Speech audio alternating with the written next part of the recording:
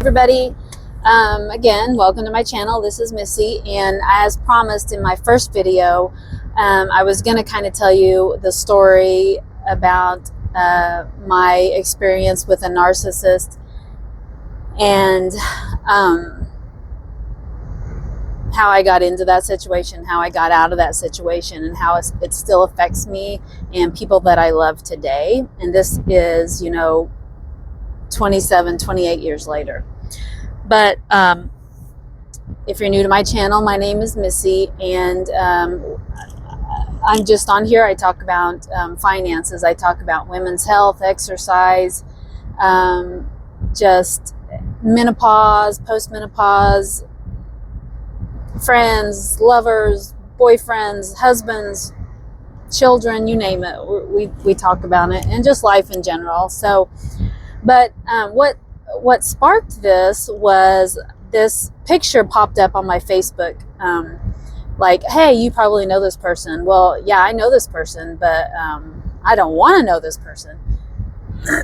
And it was a picture of my ex and this cute little Filipino girl.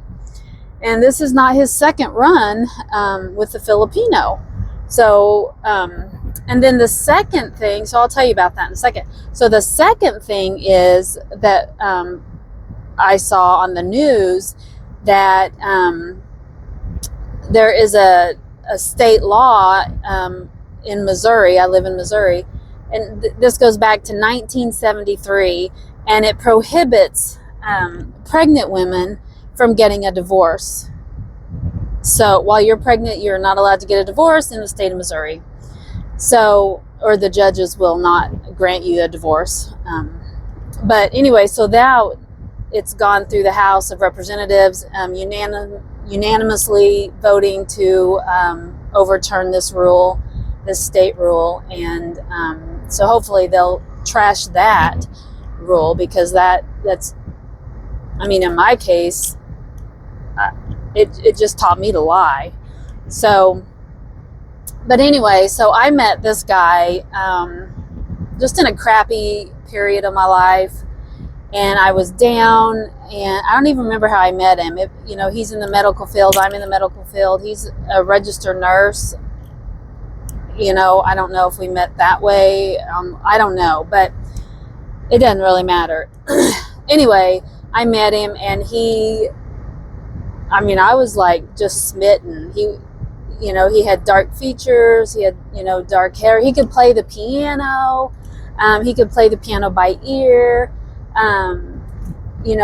Everybody liked him. He was very likable, and he spoke to everybody like they mattered. And he, just showered me with love and attention and gifts, and it was great there for a while. But then I can remember one time I was driving with him to his home. I live in southern Missouri, and at the time he lived in the northern part of Missouri. And I remember driving with him, and he said something like I didn't want to be with him, or if you don't want to be with me, you tell me right now. And he just got really angry about it. And I just remember what the heck? I didn't say that. And I don't even know where that came from. But anyway, that should have been my first red flag. But I was smitten and thought I was in love and blah, blah, blah. So, anyway, time went on, and I just thought he was great. He had to have been great because he had custody of his 3 boys. He had 3 boys at the time, and he would tell me how crazy his ex-wife was, and the boys didn't want to be with her, and they all chose to live with him. And so I thought, well, he's a great guy, because the courts gave him custody of the kids, and they want to be with him, and they treat him, he treats them well, supposedly. So, what's there not to like? He's educated. He was working at the time, owned his own home, took care of his parents, took care of his aunt, and he just seemed like a really great guy, and he seemed to love me, and like I said, gave me all the attention that I could ever want, and more. And so little things, kind of happened. I wasn't able to, he didn't like for me, I can't even remember when I moved in with him, but, and I'm a little foggy. I don't know if it's just because I don't want to remember it, or I just don't remember it. I have no idea. But when I remember going into his house, and his house, he was just a complete pigsty.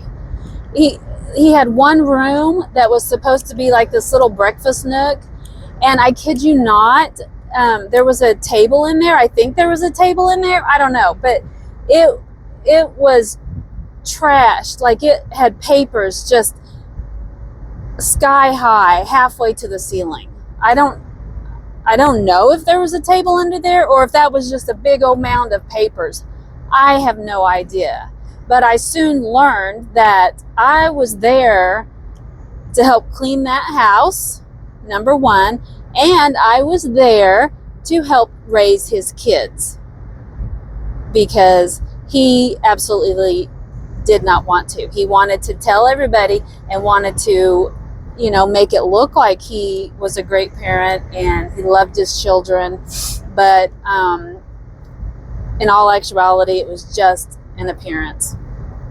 So then I got pregnant, okay? And I told him, I got pregnant. So we ended up getting married.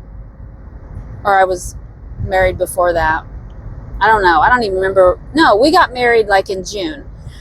He wanted to get married on the same day that I had gotten married to my first husband, because he was so insanely jealous of my relationship with my first husband, and the feelings, my first husband was my first love, and I still love him today, just because he's the father of my child, and has since passed away. But he just hated that relationship. He was so jealous. He was so insecure. Didn't matter what I did, to tell him how much I loved him, and I showed him and gave him all this affection, and he had to be, touched all the time, like on the back. He always wanted that pat on the back, and he always wanted the security of that feeling of, she loves me, she's touching me, and she's showing me affection. And so we got married in June, and I got pregnant. I don't know if I was pregnant before or after. I have no idea. But I don't know. Something happened. Like, he just couldn't be good. I would see little things like he knew how to beat his kids. He would hit them on the top of the head with an open hand like this, because number one, he could hit them, and number two, it wouldn't leave a mark. So yeah, and he never ever cooked. That guy did not know how to cook. We would eat out all the time, and when we would go out to eat, he was always unhappy with the meal. He complained about everything at every single restaurant that we went to, and I think it was just to get a free meal. Because when I was with him, I was working, and he was working with grant money, and so the grant money ran out, and so he wasn't working anymore. And I was working. I was supporting all of us. And I think he got some unemployment or something. I don't remember. But he never really wanted, he was an RN, but he never really, I've only known him to work that one job. And it was like, it was with some grant money, and they, it was whenever we were like just getting into telemedicine and things like that. But anyway, so I was there to clean house. I was there to take care of his kids. Then I got pregnant on top of it. And he just got really, really possessive. And so, you know, I would catch him like going through my purse, or I would catch him, you know, trying to go through my phone. And then one day, I don't know, that's just it. You don't know what sets him off. I could have rolled my eyes. I could have, you know, not put the dishes up where they belong. I don't know, but something triggered him, and he took my car and hid it from me for 3 days. I was trapped in that house for 3 days. He would not let me leave. He would not tell me where my car was. I was a complete mess. I was scared to death because his eyes would turn black, and he would get right in my face, and he would be like, you know, tell me that you love me. Or he would say, what is it about him that you love the most that you don't love me? Just craziness. I'm just like, I'm thinking to myself, I'm a smart girl. I'm educated too. Like, how in the world did I get into this mess with him? I have no idea. So, you know, time goes on, and he starts kiting checks because he doesn't have any money. So he's got one bank account in one bank, and he's got another checking account in another bank. And so he would write checks from one account to the next account to get some cash to cover this account, to cover the other account. And it was completely illegal, but he never got caught. I don't understand. But that's what he was doing, was kiting checks. And that's how he was, you know, just getting some cash. So we always had cash in his hand. But, and then he would do little things like he had a little pig magnet, and several pig magnets actually. And he would put these pig magnets on the refrigerator and hold my picture up with a pig magnet, just to let me know that he thought that I was fat, or that I could be skinnier, or I would be prettier if I was skinnier. And who's gonna love you when you're overweight? And but that little piggy magnet was always there to remind me that you're not who I want you to be. And, you know, I can control you, but you need to be thinner and you need to be prettier. So that was another thing that he would do. And then one day I had to go to work. I was substitute teaching for a little while. And because then I was pregnant at this time. I was substitute teaching, and I went out to get into my car, and my car wouldn't start. So come to find out, he had unplugged some wires or something, so I had to take his vehicle.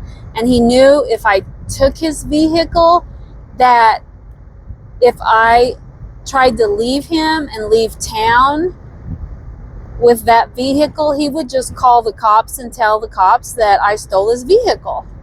So he knew I wasn't going to leave because, you know, even though we were married and Missouri is a 50-50 state, I thought he would tell me that I'm going to go to jail because he's reported his car stolen and I have his car. But that's another way that he would always keep me close by. because it was like 4 hours from his house to 4 hours to my mom's house and my grandpa's house. He would call my grandpa, and he would tell my grandpa how crazy I was, and he would tell my grandpa that I was going to hurt myself, and that they needed to admit me someplace so I couldn't hurt myself or hurt anybody else, because I was truly crazy. And at that point I thought, well, maybe I am going crazy, because I didn't know what to believe anymore. I was, and then he would start all over, and he's like, I'd finally, get away from him, and I would say, I'm going to go down and talk to my mom or see my mom for the weekend, and I didn't want him to go. And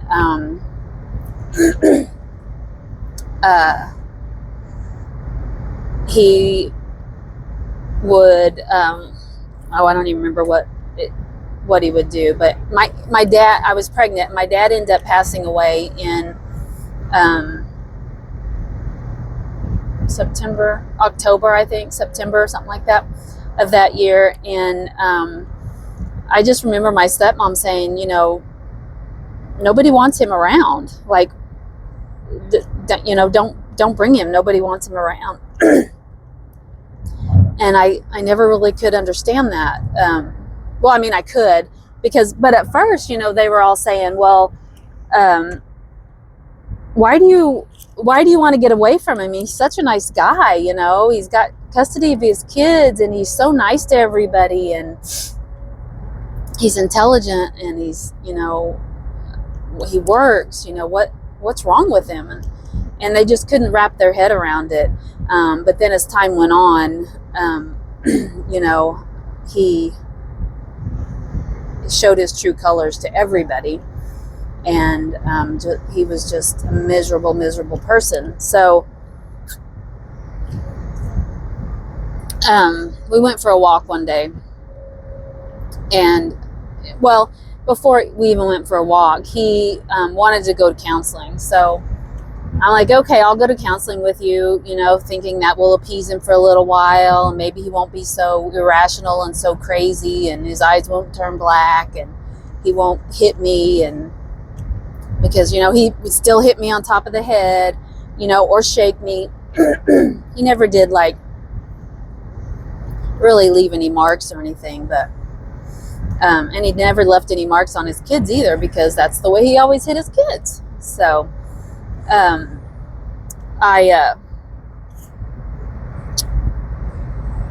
said, well, okay, yeah, well, we'll go to counseling. And so I don't know what happened this day. We didn't have a counseling session or a counseling appointment this day, but we were driving from Columbia to Macon, and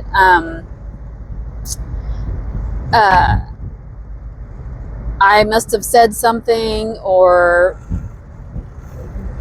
acted a certain way or whatever. And I was driving, like, he was seriously out of his mind. I was driving. He was in the back seat and just screaming bloody murder at me.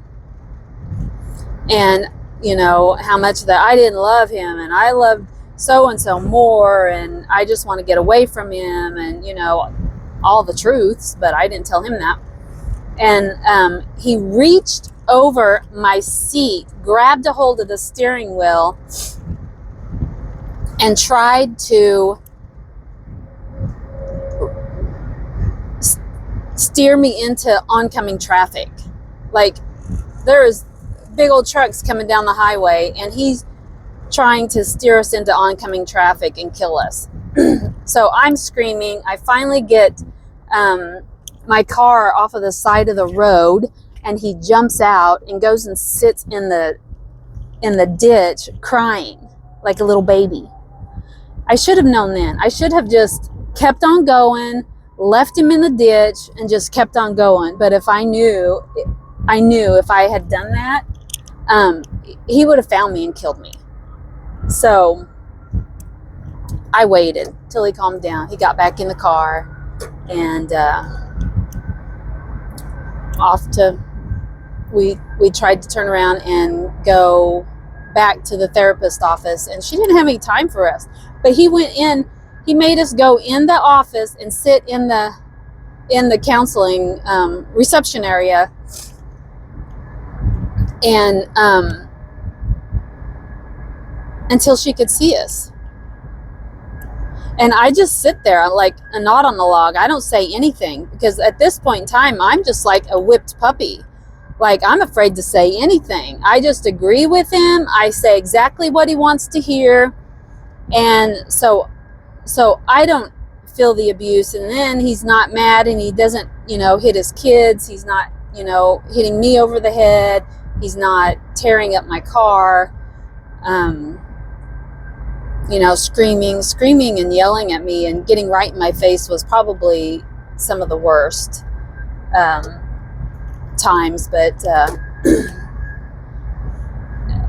that day, whatever happened, she calmed him down, I guess. I don't know. But so we got home, and one night he wanted to go for a walk. So I'm like, okay, let's go for a walk.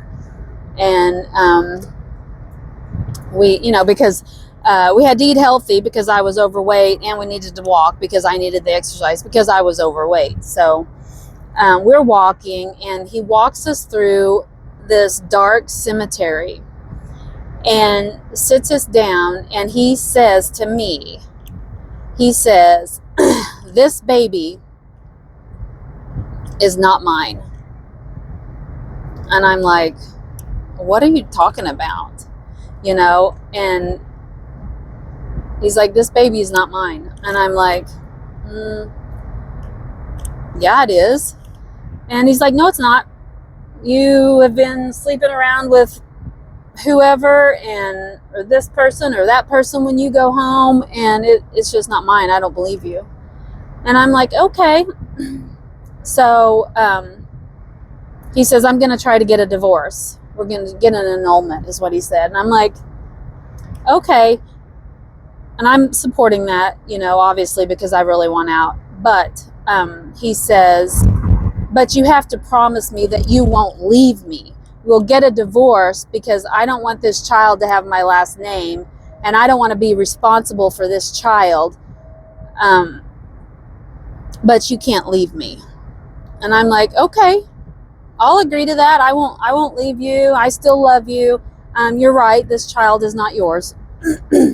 So he went and filed for divorce, and they weren't going to give me the divorce or give him the divorce because I was pregnant. So I signed this affidavit, and I said, that's not his baby. So grant us the divorce.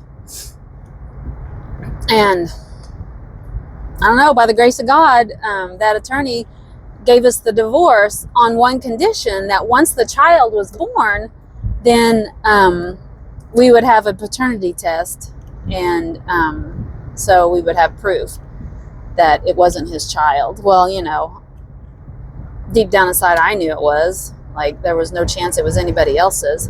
But anyway, so that's how I got my divorce in the state of Missouri. But so we got divorced, and I stayed at the house.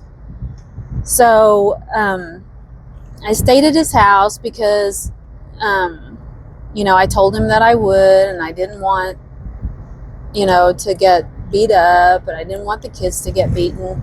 And still waiting for opportunities to leave. Well, one day he had to take his car to Columbia to get serviced, and while he was down there, he was gonna go tune somebody's piano, and because he was doing that on the side as well. So I knew that from Macon to Columbia was about an hour. I drove him down there. It was going to take a couple hours for him to get his car serviced, and then it was going to take about an hour to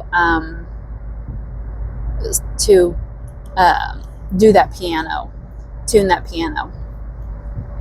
And it was going to take me an hour to get back to Macon.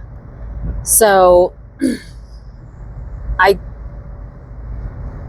knew that was my break, because if I didn't get out now, I was never going to be able to get out. He would never leave me by myself. So I left him in Columbia. He got a rental car from the auto body shop or whatever, and went and did his tune the piano, and then went back. And while he was doing that, I was driving back to Macon.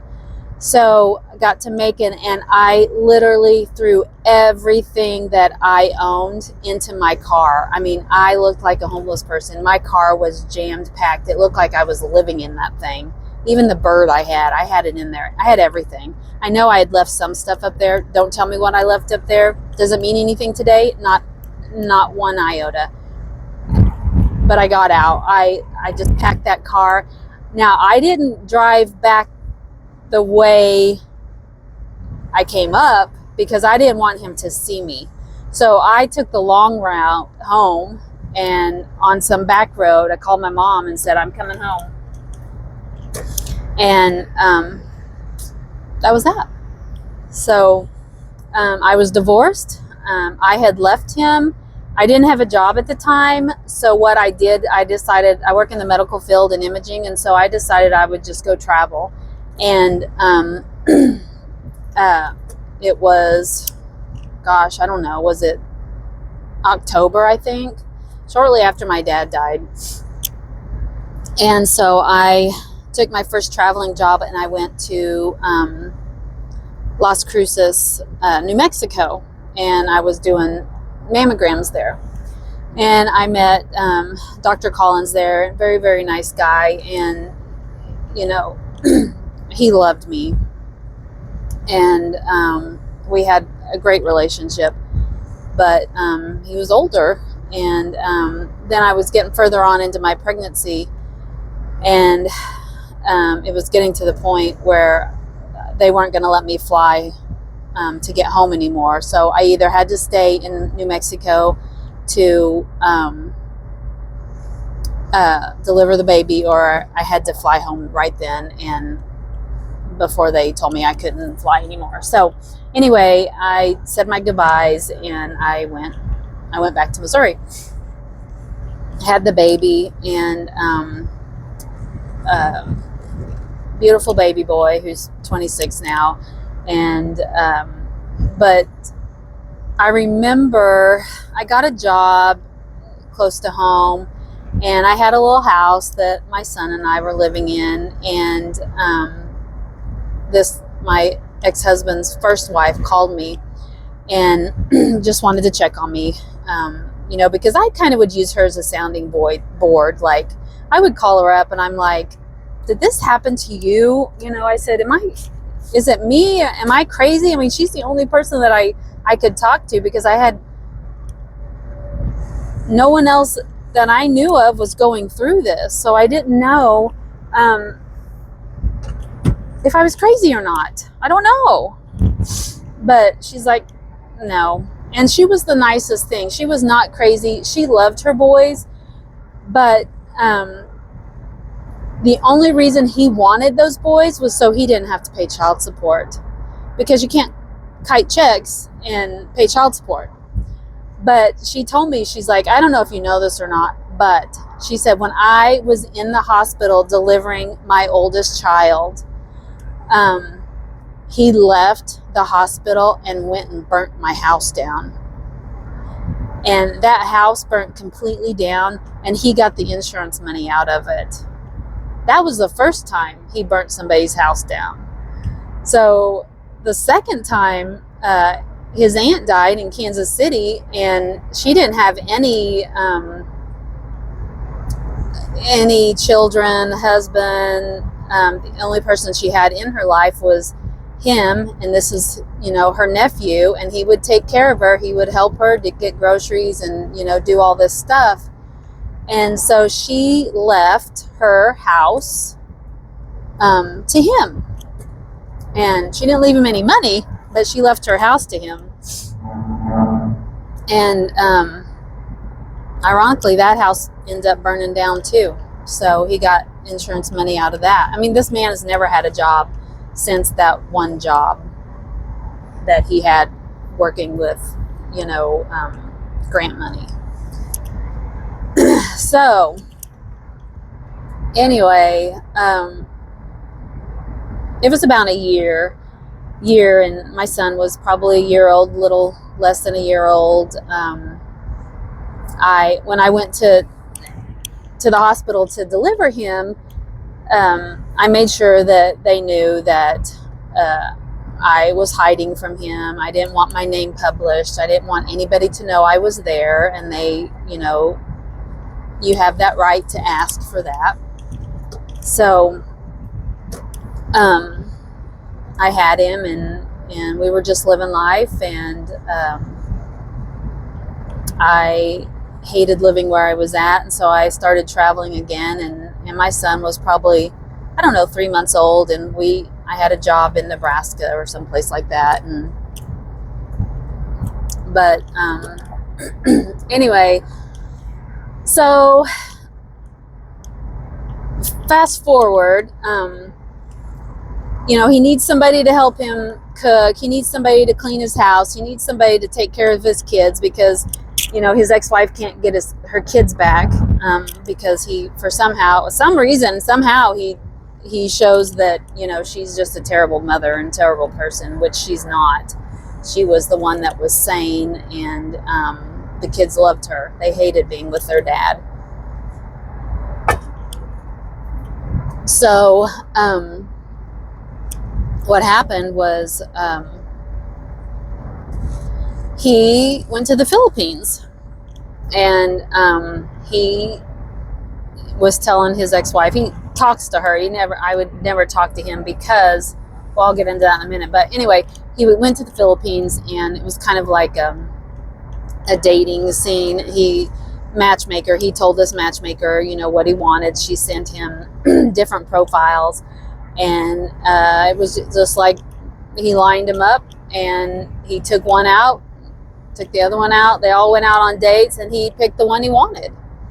And so he wined and dined her. She thought he was the greatest thing on earth. She fell in love with him. They have 2 children together, but she's the one that works.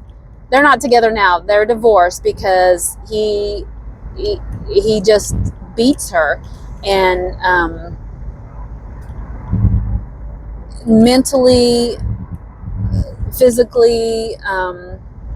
They have 2 children together, a girl and a boy, and they live in a shack.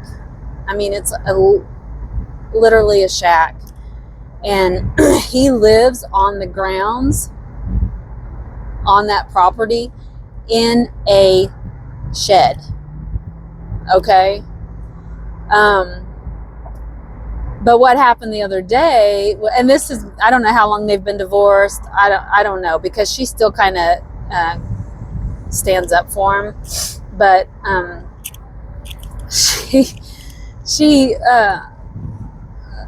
his poor daughter, I feel so sorry for her. She's a good girl, but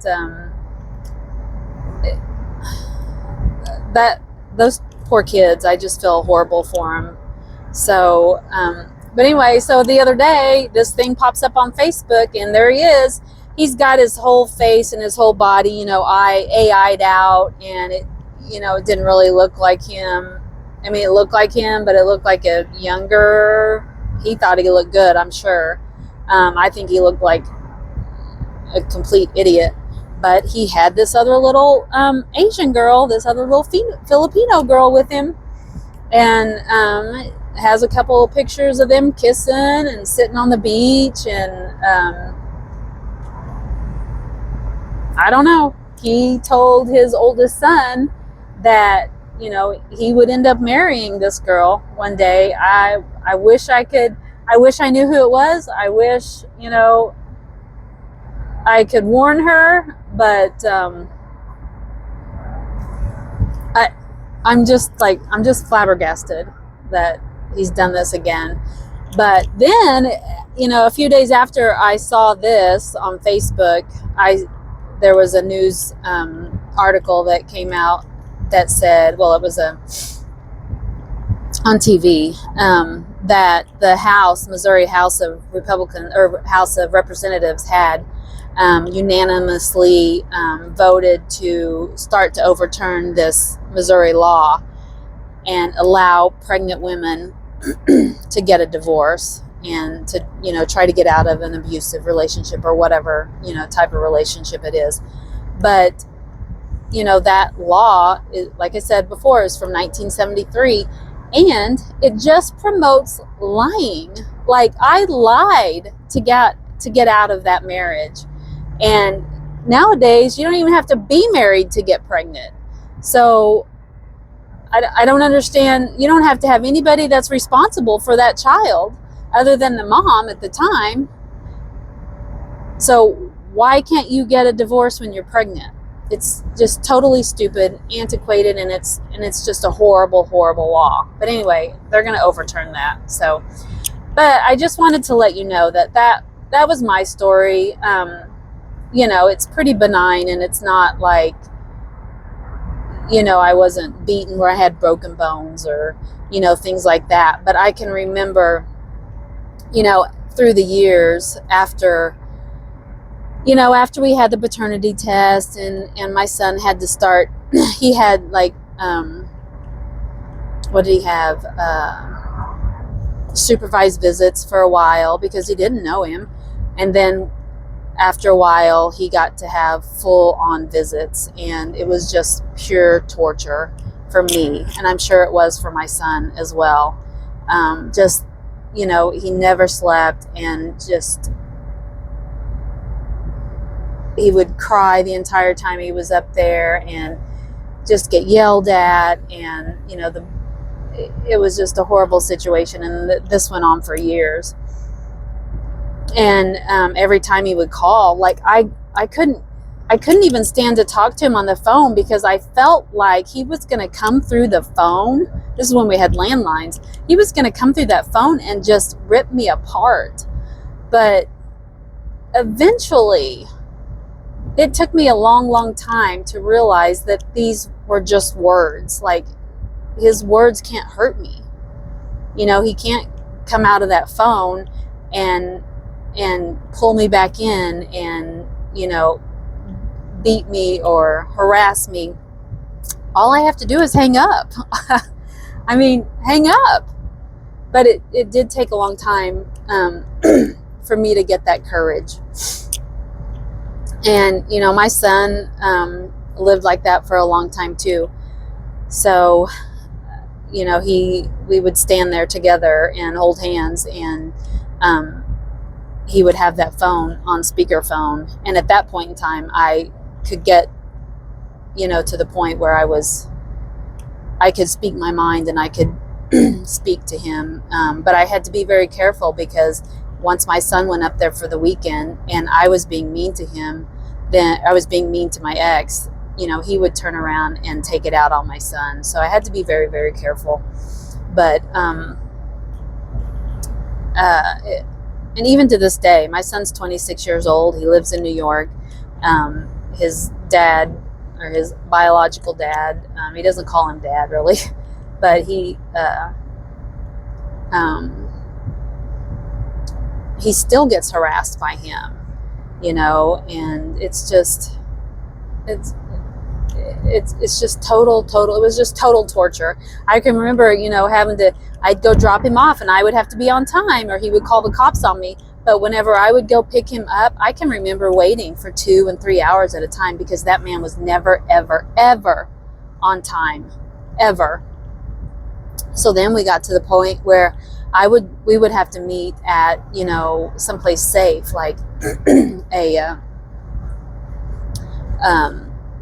police department, someplace public, but he still wasn't ever on time. So it was just torture. But I know there are ladies out there that are listening to this that have been through way worse than I have.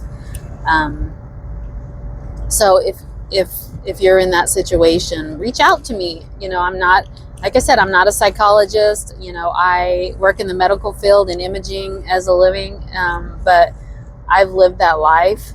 and I know those feelings, and those feelings of helplessness and just exhaustion mentally and physically and emotionally, and wondering how in the world I got into this situation, because I'm a smart person. I'm smarter than that. How did I let this happen to me? And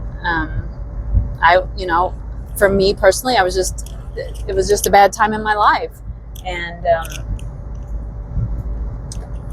that's what they look for. They look for women that are vulnerable, just like, when he goes to the Philippines and he picks out another wife out there, they want to get to America, I think.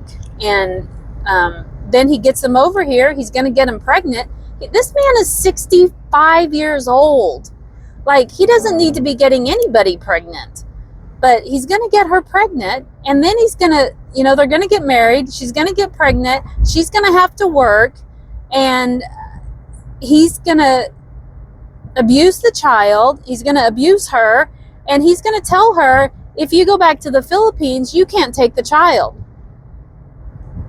And that's what he did to his second wife, or his third wife that was from the Philippines.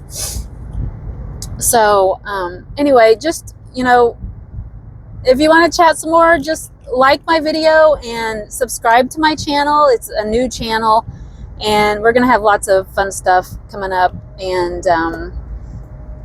just, everyday stuff. And but I would love for you to be a part of my community, and let's help each other out. And so like and subscribe, and drop me a note if you're in that situation currently.